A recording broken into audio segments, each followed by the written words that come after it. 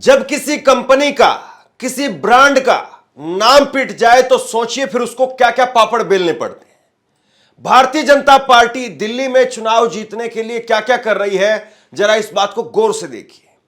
आज अमित शाह जी ने बीजेपी का तीसरा मैनिफेस्टो घोषित किया है। दिल्ली चुनाव को लेकर के बीजेपी ने आज तीसरी बार अपना मैनिफेस्टो घोषित किया है।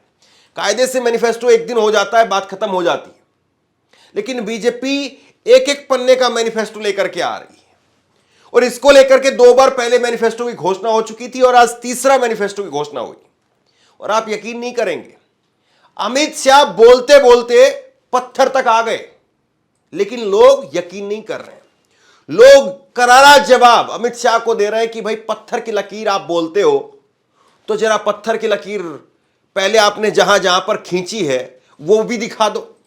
हुआ यह कि अमित शाह जी ने कहा कि बीजेपी का जो घोषणा पत्र होता है या मोदी का जो वादा होता है वो पत्थर की लकीर होता है, लेकिन पत्थर की लकीर तो बहुत सारी खींच चुके हैं नरेंद्र मोदी। और खुद एक नरेंद्र मोदी की पत्थर की लकीर को अमित शाह ने ही जुमला करार दे दिया था। आपको याद होगा 15 लाख रुपए के बारे में अमित शाह ने क्या बोला था।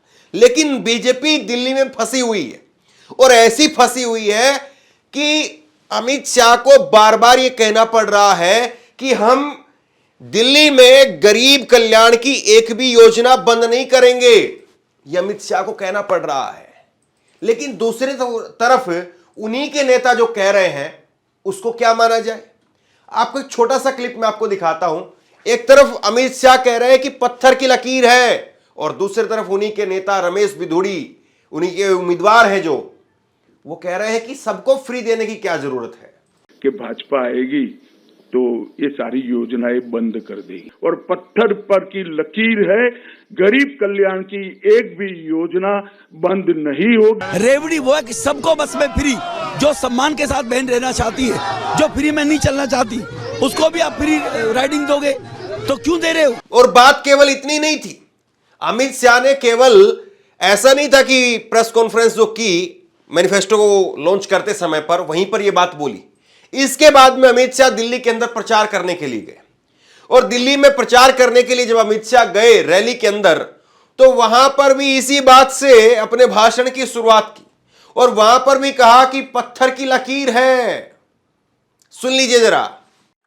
और भाइयों बहनों, ये जनता को गुमराह कर रहे हैं कि भारतीय जनता पार्टी उनकी योजनाओं को बंद कर देगी।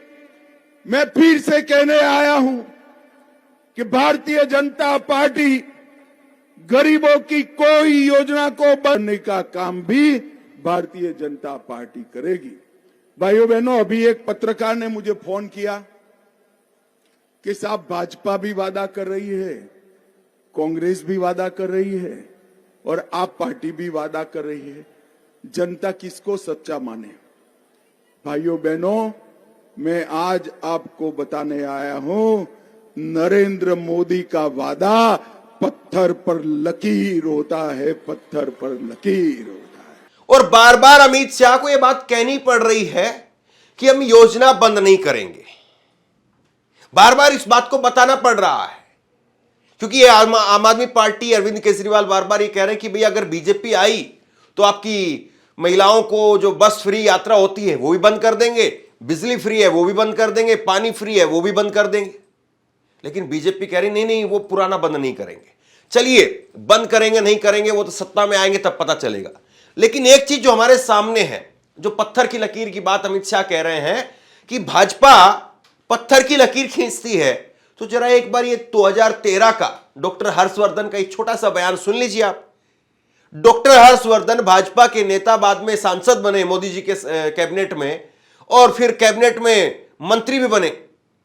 वो कह रहे थे कि हम अगर सरकार में आएंगे तो फिर दिल्ली को पूर्ण राज्य का दर्जा देंगे। वो खुद वापसी चले गए, मोदी जी ने उनकी टिकट काट दी, लेकिन उनके पत्थर की लकीर का पता नहीं चला। दिलाना चाहते हैं कि हम केंद्र में हमारी सरकार बनने के बाद जो सबसे पहला काम करेंगे, उनको निवेदन करके केंद्र सरकार को कि दिल्ली को पूर्ण राज्य का दर्जा हम दिलाएंगे, ताकि दिल्ली में कानून व्यवस्था के ऊपर और दिल्ली में जो बहुत सारे विकास के कार्य करने के लिए वर्षों तक प्रोजेक्ट्स केवल इसलिए लटकते रहते हैं कि दिल्ली सरकार के पास शायद लैंड का इस्तेमाल का राइट उस प्रकार से नहीं है जैसा सरकार को मिलना चाहिए। ये हम पूर्ण राज्य का दर्जा दिल्ली के लोगों को दिलाएंगे। और इसके बाद में अमित शाह जी ने एक ऐसे मुद्दे पर एक बात कह दी जो सियासी ना केवल सुर्खी बनी हुई है बल्कि बीजेपी की गले की फांस बन गई है। अरविंद केजरीवाल दिल्ली के अंदर महिलाओं की सुरक्षा को लेकर के और या आम लोगों की सुरक्षा को लेकर के लगातार मुद्दा उठाते रहे, लगातार इस बात को कहते रहे कि बीजेपी वो सुरक्षा नहीं दे पा रही है। बीजेपी के पास में सिर्फ एक काम था कि आप केंद्र के अंदर दिल्ली पुलिस आती है उसको उसके जरिए दिल्ली के आम लोगों की सुरक्षा करवाइए, और बीजेपी उस काम को नहीं कर पा रही। ये जो है वो बार बार जो है आम आदमी पार्टी की तरफ से कई बार प्रेस कॉन्फ्रेंस में कहा गया, और आज अमित शाह ने इस बात पर खुद कह दिया कि दिल्ली सरकार का इसमें कोई रोल नहीं है। दिल्ली के अंदर सुरक्षा को लेकर के दिल्ली सरकार की जरूरत नहीं है। सुन लीजिए। अपराधों को कम करने के लिए दिल्ली सरकार की कोई जरूरत नहीं है। अभी अभी म्युनिसिपल कमिश्नर ने एक प्रेस कॉन्फ्रेंस कर बताया कि 2 साल से स्टैटिक रूप से ही आंकड़े चल रहे हैं। आप भी इसको हमारी साइट पर जाकर देख सकते हैं। इसमें दिल्ली सरकार का कोई रोल नहीं। और इसके बाद में तो अमित शाह ने जो कहा उसको आप बगैर हंसे सुन नहीं पाएंगे। अमित शाह ने क्या कहा जरा देखिए। दिल्ली में केजरीवाल ऐसी सरकार चला रहे हैं जो वादे करते हैं उन्हें पूरा नहीं करते हैं, और फिर झूठ के एक बहुत बड़े पुलिंदे और भोले से चेहरे के साथ में जनता के सामने उपस्थित होते हैं। मैंने अपने राजनीतिक जीवन में इतनी सफाई से झूठ बोलने वाला व्यक्ति नहीं देखा है। अब लोग कहेंगे कि भाई ठीक बात है, अरविंद केजरीवाल ने कई वादे किए और वो वादे पूरे भी नहीं हुए, जैसे सड़क वाला वादा है या यमुना की सफाई वाला मामला है, कई सारे वादे पूरे नहीं हुए। लेकिन मोदी जी के वादे क्या पूरे हो गए? और अरविंद केजरीवाल कम से कम इस बात को कह तो रहे हैं कि हाँ, यमुना की सफाई हम नहीं कर पाए, सड़कों को ठीक नहीं कर पाए हम। लेकिन क्या मोदी जी ने कहा है आज तक कि 15 लाख वाली बात, चलिए 15 लाख वाली बात को किनारे भी छोड़ दें, क्या उन्होंने कहा कि हम मकान गरीबों को जो है वो पक्की छत देने की बात थी, या किसानों को एमएसपी देने की बात थी? सरकार तो कह देती है हमने दे दिया है। सरकार तो ये भी घोषणा कर देती है कि भारत में ऐसा कोई गांव नहीं बचा जहां पर बिजली ना पहुंची हो, और फिर बाद में पता चल जाता है कि राष्ट्रपति जी के गांव में बिजली नहीं पहुंची, द्रौपदी मुर्मू जी के गांव में बिजली नहीं पहुंची। तो भोली सूरत और वादे पूरा ना करना, और फिर उसके बाद में झूठ के बड़े पुलिंदे के साथ में सामने आ जाना, ये अमित शाह जी किसकी क्वालिटी बता रहे थे? हमने जनता के वादे पूरे न करने वाली सरकारें भी देखी हैं, जनता के वादे पूरे कर कर विश्वास अर्जित कर कर चुन के आने वाली भी सरकारें देखी हैं, और असमर्थता घोषित करती हुई भी सरकारें देखी हैं। मगर एक ऐसी सरकार श्री केजरीवाल दिल्ली में चला रहे हैं जो वादे करते हैं, पूरे नहीं करते हैं, और फिर से झूठ के एक बहुत बड़े पुलिंदे के साथ, भोले से चेहरे के साथ जनता के सामने उपस्थित होते हैं। मेरे राजनीतिक जीवन में मैंने इस प्रकार से सफाई से झूठ बोलने वाला व्यक्ति मेरे जीवन में नहीं देखा है। और बोलने में, कठोर शब्द बोलने में मुझे कोई झिझक नहीं है, क्योंकि मैं कन्विंस हूं, मैं इससे कन्विंस हूं, इसलिए मैं कह रहा हूं। ढेर सारे ऐसे वादे इन्होंने किए कि जिनको पूरा करने के लिए इनके पास ना तो समय है, ना इच्छा है, ना संकल्प है। और इसके बाद में अमित शाह ने क्या कहा देखिए जरा। भाजपा के लिए संकल्प पत्र विश्वास का सवाल होता है।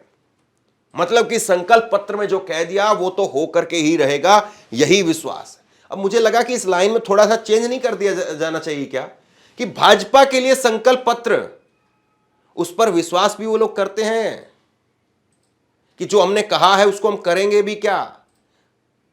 कमाल की बात यह है, अमित शाह यहां पर कह रहे हैं कि भारतीय जनता पार्टी ने पिछले लोकसभा चुनावों में या उससे पहले विधानसभा चुनाव में जो जो वादे किए हैं उनको पूरा करने का काम किया है। हम चुनाव को बहुत गंभीरता के साथ लेते हैं। चुनाव को जनसंपर्क का माध्यम भी मानते हैं और चुनाव के माध्यम से बनने वाली सरकारों के नीति निर्धारण को निश्चित करने के लिए हम जनता के बीच में जाकर चुनाव में भारतीय जनता पार्टी से क्या अपेक्षा है इसकी पृच्छा भी करते हैं। मैं अन्य दलों के नाम दिए बगैर इतना जरूर बताना चाहता हूं कि भारतीय जनता पार्टी के लिए संकल्प पत्र विश्वास का सवाल होता है और करने वाले कामों की सूची होता है। ये कोरे वादे नहीं होते हैं और विशेषकर 2014 से नरेंद्र मोदी जी ने इस देश के अंदर पॉलिटिक्स ऑफ परफॉर्मेंस को एस्टैब्लिश किया है और भारतीय जनता पार्टी ने जितने भी विधानसभाओं के और लोकसभा के 3 चुनाव आए उसमें जो वादे किए हैं वो पूरा करने का गंभीरता से प्रयास किया है। हमारा ट्रैक रिकॉर्ड है। अब आप लोग बताइए, क्या वाकई जो है वो बीजेपी ने वादे पूरे किए हैं? क्या बीजेपी के जितने भी वादे रहे हैं उन पर बीजेपी खरी उतरी है? और अगर बात इतनी होती तो 240 पर नहीं आते।